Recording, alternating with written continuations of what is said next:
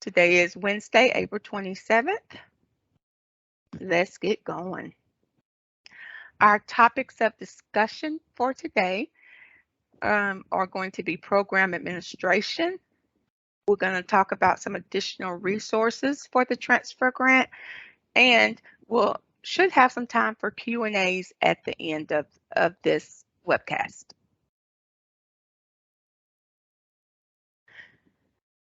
Program administration. Before we get going on the administration of the program, as a reminder, the purpose of this program is to provide need-based aid to a critical population of students who are low income, high achieving, and who are transferring from a public two-year institution to a public university or health-related institution in Texas. What we mean by vertical transfer is they're transferring directly from that two-year to a four-year. I just realized I don't know that I introduced myself. I am Troy Lane Johnson, the program manager for the transfer grant. So, okay, let's go ahead and move on. For the transfer grant, there are 4 steps that are essential to the administration of the grant awards. Step 1 through 4 are retrieve rosters, package grants, disburse funds, and request reimbursements from THECB.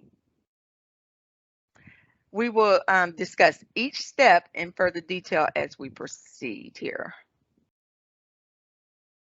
Step 1, recipient rosters. Once we release recipient rosters, we will notify the institutions to let you all know that the rosters are available through MOVEIT DMZ. Many of you already use the MOVEIT DMZ portal and are very familiar with that. For those of you who may not know, MOVEIT DMZ is the agency's secure file transfer portal. A transfer grant folder has already been created and added to each public university and health-related institution's MOVEIT account. Roster updates will be made available on a weekly basis. Each institution should have updates, if applicable, loaded into MOVEIT by Friday of each week. Rosters will include the following for every recipient: their first and last name, their SSN, date of birth, the amount of the grant, the semester of use, and the date linked to the institution. What I mean by that is the date that the student was added to your roster.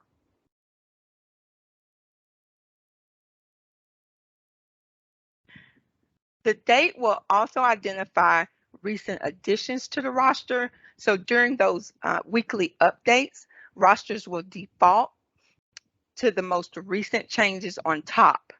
Now, when you extract, you'll be able to filter or sort as needed. Some of you might wonder, well, what does a student have to do to make it to a roster or to be added to that roster? A student has to complete the 22-23 FAFSA, and not just complete it, but add your institution to their FAFSA. So that selected recipient would then be added to your institution's roster. Step 2, packaging grants. Once you receive the recipient roster, for every student listed, you should apply the transfer grant to their financial aid package. I want you to think of this grant as an entitlement, similar to that of a scholarship. So it would be prioritized over non-grant forms of aid, such as think of loans or work study.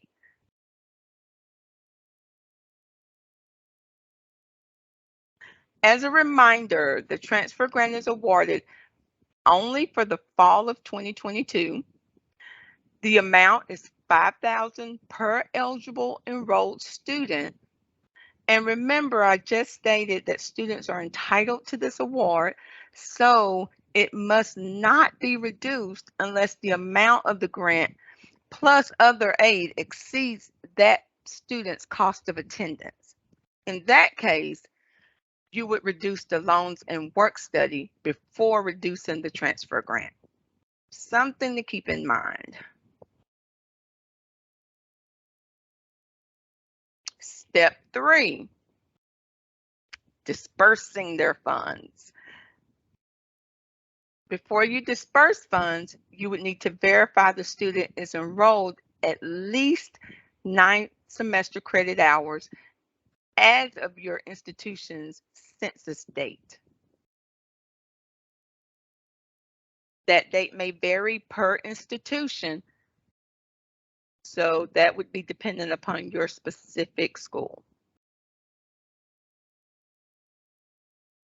Now, if an over-award occurs, you will have that $300 over-award tolerance. That would be similar to some of our state aid programs. So you would not need to adjust the award unless the sum of the excess resources is greater than $300. So we did provide that provision in.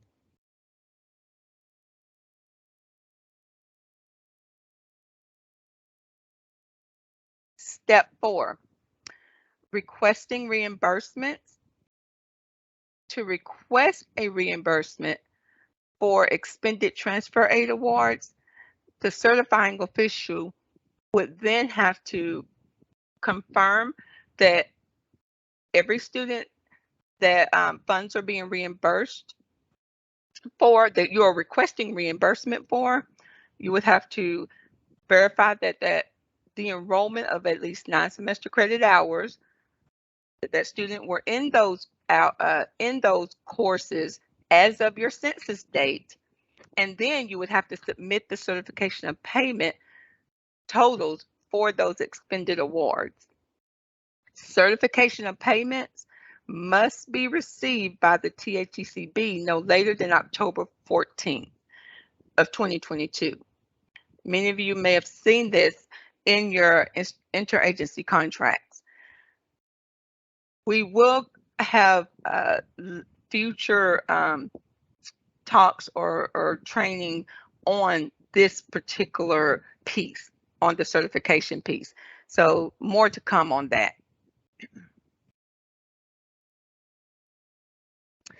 Now, I just talked about the 4 essential steps.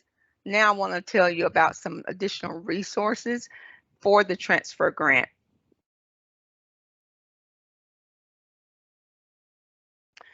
Resources are now available on the Student Financial Aid Program's webpage under grant programs. So on the grant programs page, there's been the transfer grant pilot program now has previously recorded webinars, and as we create additional resources, they'll be placed on this page.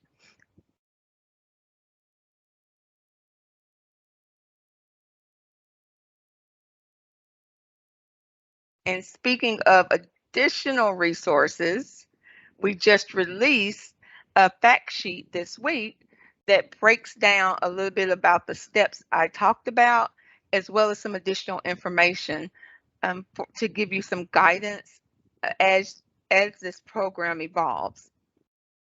So this fact sheet, recorded webinars, and additional resources as they come will be placed on the SFAP webpage under program resources.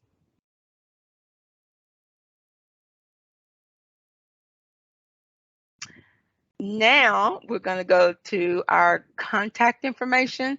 So if you have any additional questions or information or any reason you want to contact us, you can do so through our dedicated phone line for institutions only at 844-792-2640. Our phone lines of operation are Monday through Friday, 8 a.m. to 5 p.m. We are closed from 12 to 1 daily. Now, the cool thing is that you can also get in touch with us through Contact Us. That's where you can submit your inquiry online. That is open 24/7. You can do that anytime. Now, the thing to remember about submitting a Contact Us is we want to ensure that those are routed properly, because it's not just a financial aid services mechanism. This is an agency an agency method that's used throughout. So it's important that you fill it out completely and accurately. In the receive from, be sure to put institution, because you have in that drop down you have other choices. In the institution box, be sure to list your institution.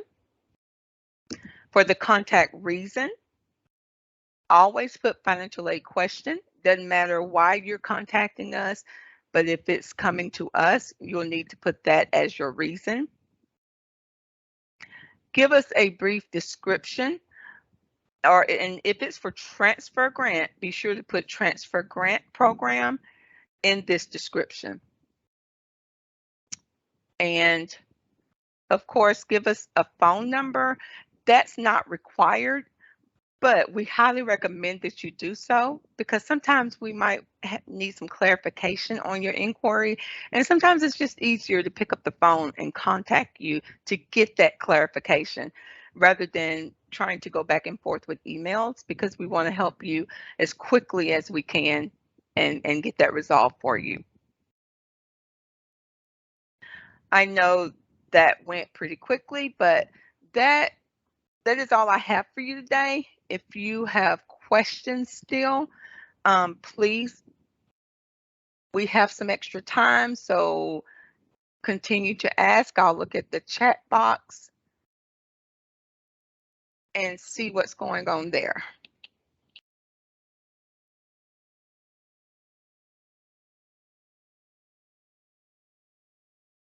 Thank you all so much for joining us today. It has